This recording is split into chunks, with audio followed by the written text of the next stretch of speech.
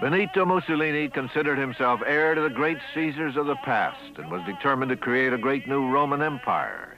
To prove his success to his own people and the world, he would acquire a new colony for Italy in Africa.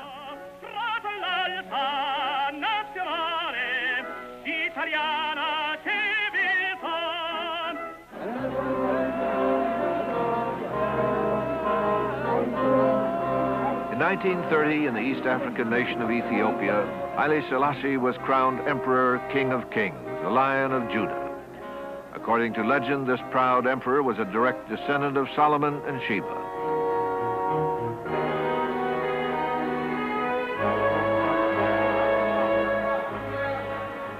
Educated in Europe, he was determined to bring his 3,000-year-old primitive kingdom into the 20th century. This is a story of brutal conquest and blithe ignorance. Ethiopia, a primitive African kingdom, would soon be overrun by Benito Mussolini's mechanized fascist army.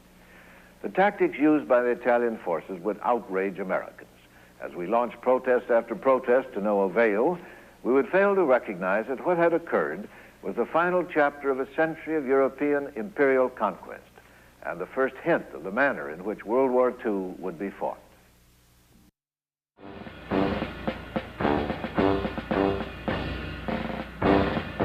By 1934, Mussolini had forged one of the most powerful armies in Europe.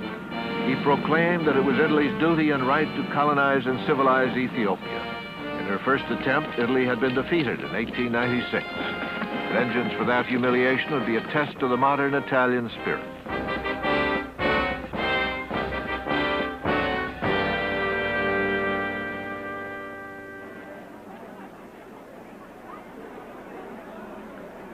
Haile Selassie was enough of a realist to take Mussolini seriously, but he placed his faith in the League of Nations to stop Italian aggression, and the rest of the world shared his hopes. Ethiopia was not representative of Africa. As one of two independent nations on that continent in 1935, we tended to view Haile Selassie's kingdom as a totally isolated entity. As for the rest of Africa, few native emissaries ever visited the formal reception rooms of the State Department. Africa was simply considered a European colony. Black Americans who might have raised their voices in protest were themselves not fully franchised as American citizens. In the 1930s, they were a silent minority. So the problems of Africa in general and Ethiopia in particular were largely beyond the concern of most Americans, an opaqueness we would all pay for. Italy's Ethiopian venture was the outgrowth of the political turmoil that followed the First World War. By 1922, a restless journalist named Benito Mussolini and his ruthless fascist party emerged from the pack. Mussolini promised law and order and a war on communism. Mussolini sprang to power with his flamboyant march on Rome and aligned his fascisti with the church, the monarchy, and the middle class. He became prime minister under King Victor Emmanuel. His strong will and charisma instilled a new pride in Italians. During his bombastic reign, the strutting Il Duce would spread fear throughout Europe as he announced plans to rearm Italy. Mussolini was impulsive, ambitious, unpredictable. He was also a tyrant and a militarist who once said, "War is to man as maternity is to woman." Mussolini would wage war with a modern mechanized army and a powerful air force.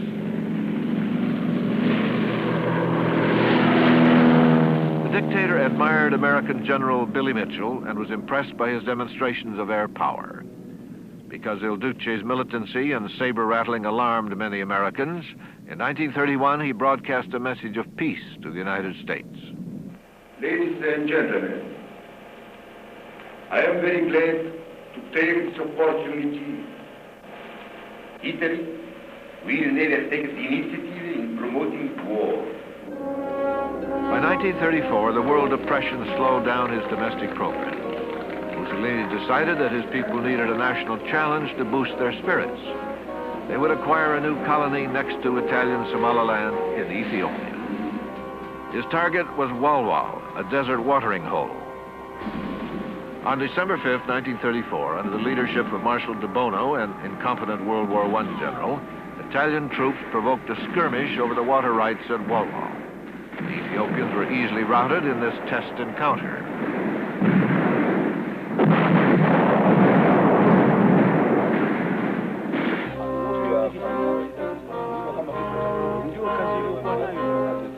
In Addis Ababa, an enraged Haile Selassie demanded that the League of Nations punish Italy. He had every reason to believe that the League would stop Mussolini. Mussolini claimed that he was provoked and that the League should instead censure Ethiopia. The League discussed the Walwal incident reluctantly, afraid to offend Mussolini, who was considered a buffer to Nazi Germany. Hitler's appearance in Venice underscored the terrifying possibility that the two fascist dictators might join forces. The Venice meeting was a disaster. From the beginning, the imperious Il Duce in complete dress regalia snubbed Hitler, who arrived in a blue serge suit. Mussolini was cool and condescending. The differences between Hitler and Mussolini were best characterized by their acceptance in the Western world, especially America. In 1928, his autobiography was serialized in the conservative Saturday Evening Post. The House of Morgan in 1926 loaned Mussolini $100 million. In a gesture of friendship, President Hoover gave fascism a boost by graciously receiving Mussolini's foreign minister at the White House. Such international figures as Winston Churchill found his policies commendable, and Will Rogers, after a personal interview, called Benito Mussolini a regular guy. Cole Porter's hit song began, "You're the tops, you're Mussolini." Even FDR had an affinity for Mussolini, who he referred to in a letter as that admirable Italian gentleman. Prior to Italy's invasion of Ethiopia, no authentic public opinion surveys were taken in the United States during Mussolini's regime, but it would be safe to say that the majority of Americans approved of Mussolini. Many actually admired him as a romantic, if somewhat clownish figure who, as the saying went, made the trains run on time. This attitude was fostered by a number of sympathetic authors and journalists. Anne O'Hare McCormick, writing for the New York Times, found Mussolini an incarnation of the ancient splendor of Rome, a revered statesman not intoxicated but mellowed by power.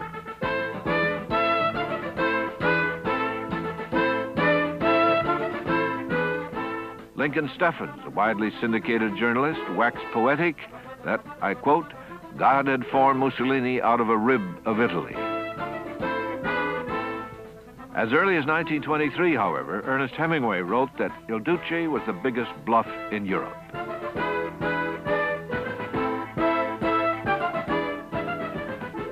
There was a comical image to Mussolini which served to soften the more aggressive, belligerent aspects.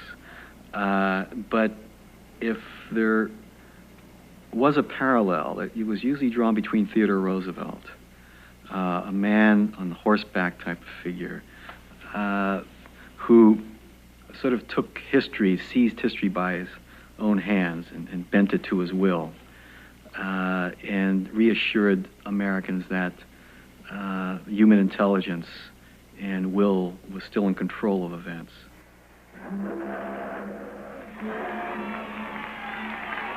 From San Francisco to New York, Italian Americans lionized Il Duce.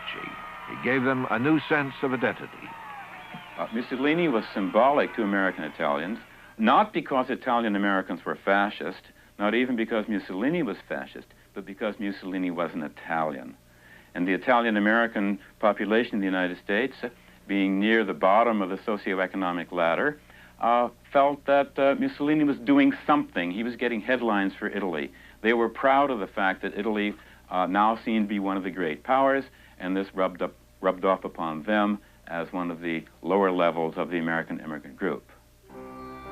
For the blacks in America, it took a flamboyant figure, Marcus Garvey, to remind them of their African heritage. In the 1920s, his Back to Africa national movement influenced many blacks. A colorful adventurer and aviator, Colonel Hubert Julian, known as the Black Eagle of Harlem, urged his people to join their brothers in Ethiopia. Blacks were developing a political consciousness. Novelist Richard Wright described their bitter legacy. Our outward guise, he said, still carries the old familiar aspect which 300 years of oppression in America have given us, but beneath the garb of the black laborer, the black cook, the black elevator operator, lies an uneasily tied knot of pain and hope. In the summer of '35, many American blacks signed up to go to Ethiopia. There's no record of how many, if any, actually did go. Nevertheless, the hostility between blacks and Italian Americans became intense. There are a number of them, riots in Harlem and in Little Italy and Mulberry Street in New York City. And there were clashes reported in Chicago and San Francisco between blacks and Italian Americans. But the most dramatic episode occurred during the heavyweight prize fight between Joe Louis and the Italian contender Primo Carnera. There were riots afterwards outside the stadium and knifings, and some pistol shots were fired. The New York riot squad had a busy evening that time. At the same time, most American blacks were far more concerned with surviving in what they considered to be a racist America. And we must remember also that these were Depression years, and that Depression years were even harder on blacks than they were on other people. So that the energies of American blacks were spent primarily on eking out a living, finding a job in Depression America. As for the national policy, it had not changed in the 30s. America was still an isolationist country, remembering too vividly the First World War. Despite what happens in continents overseas, the United States of America shall and must remain, as long ago the father of our country prayed that it might remain, unentangled and free.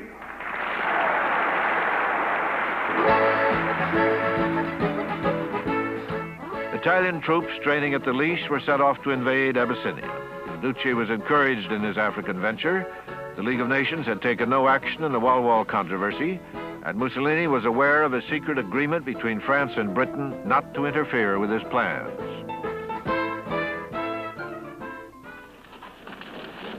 On October 3rd, 1935, more than 250,000 Italian troops, complemented by thousands of well-trained Somali natives, crossed the northern and southern borders of Ethiopia. They advanced unchallenged for 2 days.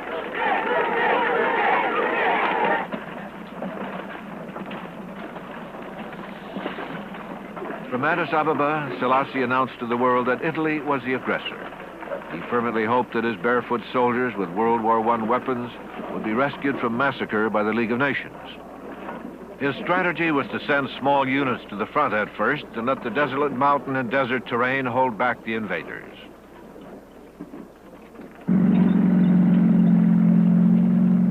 The first major confrontation was at Adawa, the site of the Italian defeat in 1896. Perhaps not since the invention of gunpowder had one army enjoyed such military supremacy.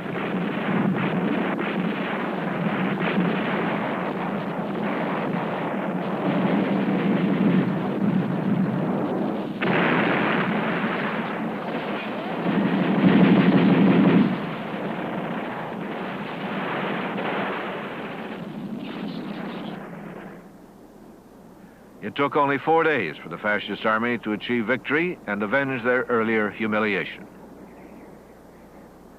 The war was marked by much pure savagery. Mussolini's mechanized army decimated Selassie's primitive tribesmen.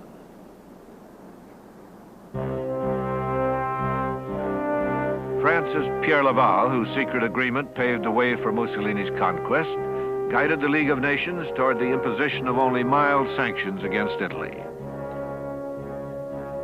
The League censured Italy as the aggressor and suspended all economic relations with her, but voted against sending arms or troops to Selassie.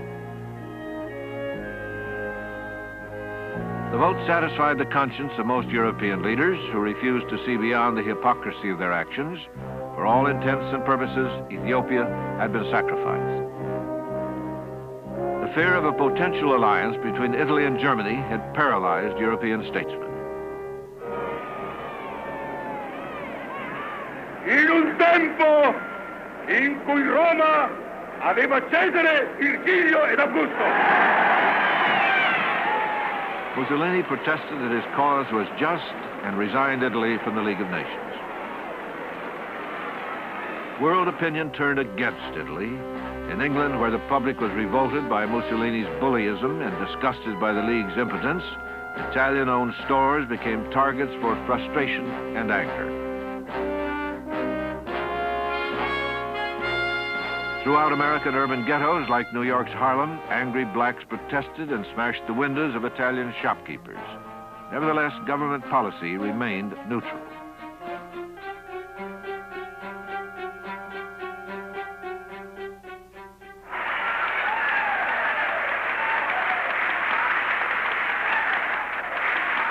The United States is following a twofold neutrality towards any and all nations which engage in wars that are not of immediate concern to the Americas. First, we decline to encourage the prosecution of war by permitting belligerents to obtain arms, ammunition, or implements of war from the United States. Nations seeking expansion. FDR did manage to get Congress approval of a moral embargo on trade with Italy of all raw materials except oil. I think it would be quite fair to say, with hindsight certainly, that the United States did very little to enforce any moral embargo other than making protestations and declarations.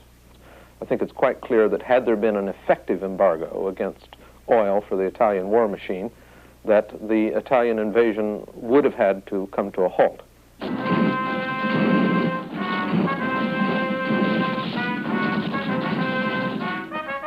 Mussolini, with a free hand to pursue the war, ordered his army to conquer Ethiopia as quickly as possible.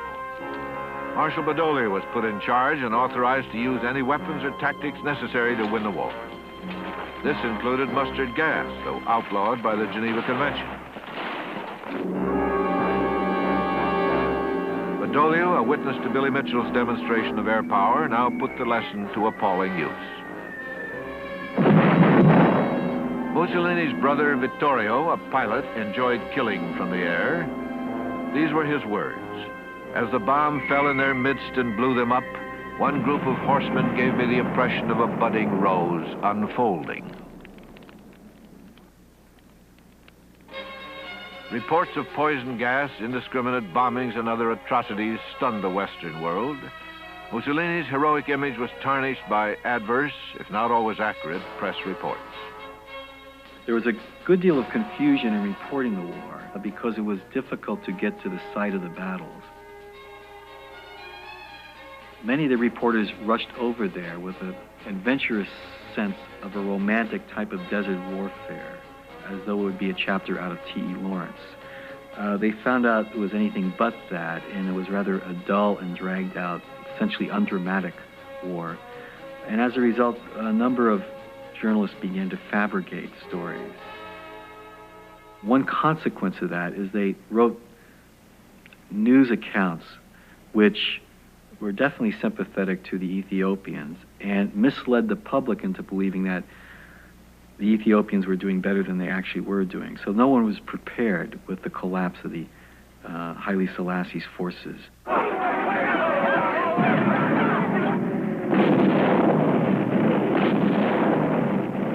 Mussolini was surprised by the speedy Italian success.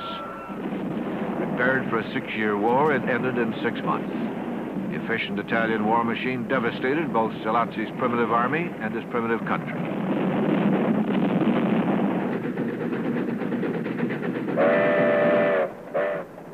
A gentle monarch was driven out of a land which, in the words of Winston Churchill, no conqueror in 4,000 years ever thought worthwhile to subdue. Emperor Selassie and his 2 sons were forced to flee before the Italians marched on his capital, Addis Ababa.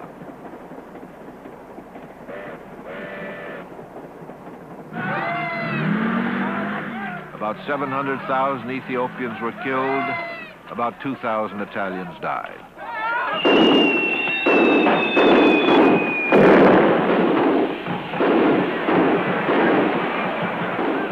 On May 9, 1936, Mussolini declared in Rome that Ethiopia now belonged to Italy.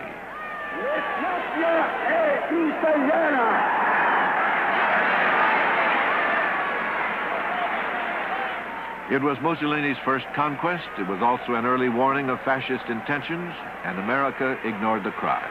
It was held by Franklin Roosevelt that eventually Il Duce would restore democratic processes and parliamentary forms of government, so that our support for fascism was based on, I think, two fallacies. One was that fascism is the answer to communism, and secondly, fascism is a transitory episode that will eventually result in the restoration of democratic forms of government. Now, neither of these two assumptions proved to be the case.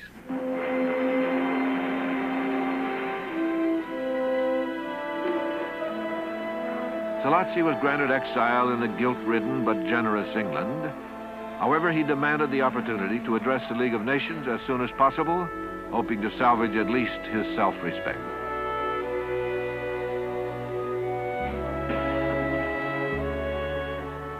The embarrassed League had no choice but to give him the podium. Italian journalists heaped upon him the final and most humiliating indignity. Monsieur le Président, Monsieur le...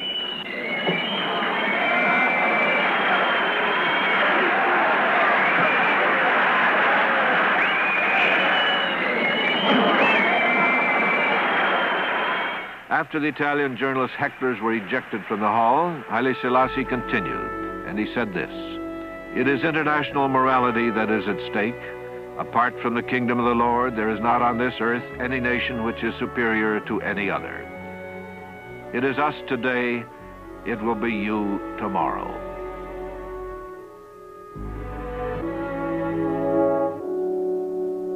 The wisdom and prophetic nature of Haile Selassie's speech at the League of Nations went unheeded. The world listened but did nothing, paralyzed by insecurity and fear of fascist military strength.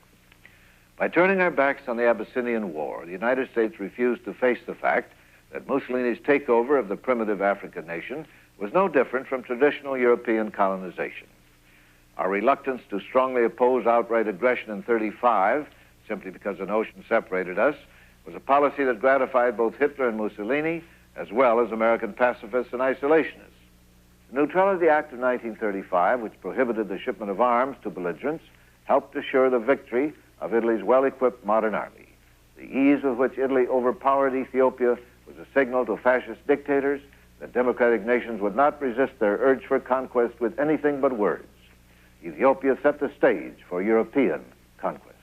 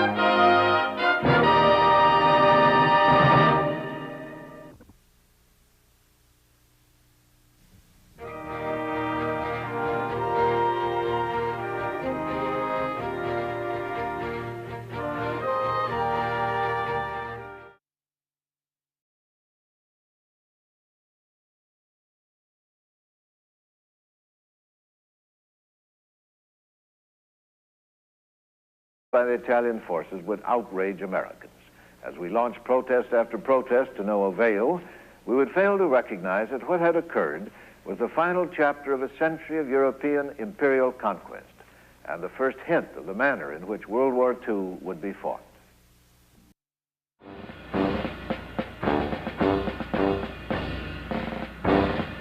By 1934, Mussolini had forged one of the most powerful armies in Europe. He proclaimed that it was Italy's duty and right to colonize and civilize Ethiopia. In her first attempt, Italy had been defeated in 1896.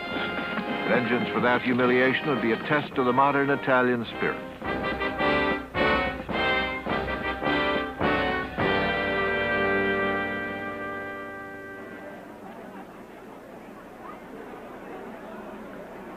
Haile Selassie was enough of a realist to take Mussolini seriously, but he placed his faith in the League of Nations to stop Italian aggression, and the rest of the world shared his hopes.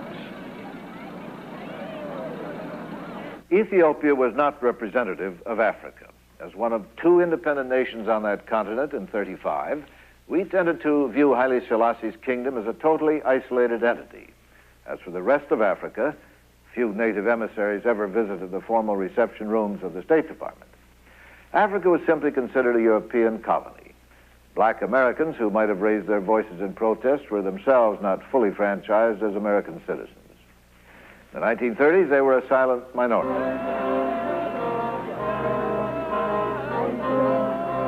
In 1930, in the East African nation of Ethiopia, Haile Selassie was crowned Emperor, King of Kings, the Lion of Judah. According to legend, this proud emperor was a direct descendant of Solomon and Sheba.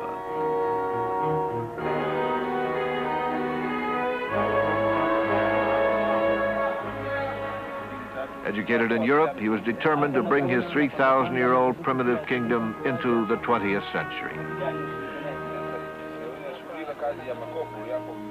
This is a story of brutal conquest and blithe ignorance.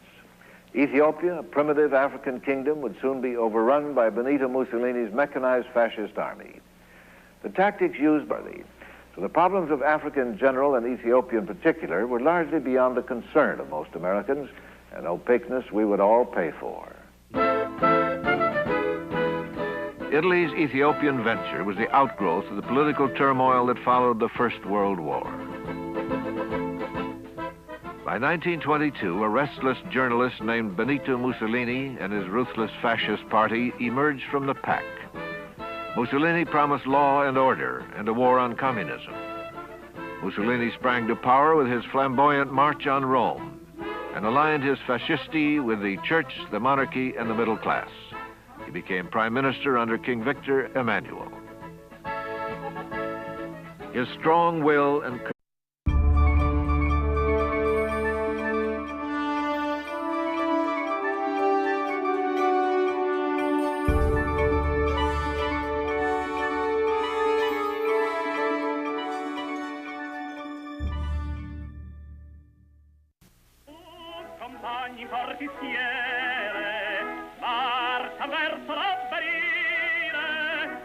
Benito Mussolini considered himself heir to the great Caesars of the past and was determined to create a great new Roman Empire. To prove his success to his own people and the world, he would acquire a new colony for Italy in Africa.